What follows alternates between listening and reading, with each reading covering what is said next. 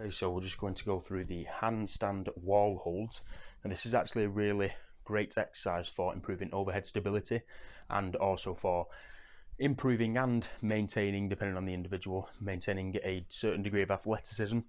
Oftentimes when we focus heavily on getting stronger, we neglect some of the basic gymnastics movements.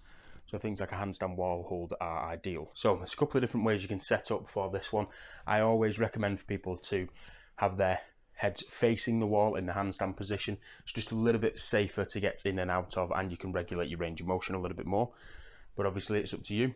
Now what I recommend to do is start side on to the wall, okay, and then perform kind of a cartwheel motion, walking your feet up into position. However, you can also start in a press up, put your feet up on the wall and then slowly walk up. It's just the latter is going to create or demand a little bit more endurance from your shoulders because it's going to take a little bit longer to get into position.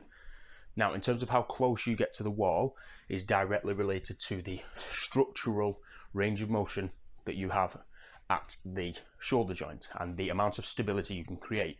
So if you get too close, okay, and you're stretching your shoulder joint and you get that trade-off and loss of stability and loss of force just from stretching into position, it's not going to be ideal.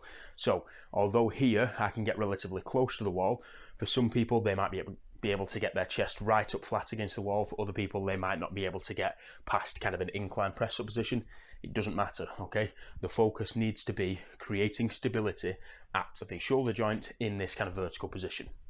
Keeping that in mind, you want to position your head to be looking towards the wall, if not slightly upwards, looking towards the ground, okay? You don't want excess cervical extension. Now, a lot of people from a proprioceptive standpoint panic and don't like to kind of take their head or take their gaze off the ground. However, if you think about replicating the position that you would be in within a military press or any vertical pushing movements, you don't want that excessive cervical extension. You don't want your chin to be pointing towards the sky, which is what it would be if you were looking at the ground. So just trust yourself and look towards the floor. Keeping this in mind, you want to make sure your elbows are fully extended, and then to really maximally activate the stabilizers within this position, you want to focus on shrugging your shoulders up.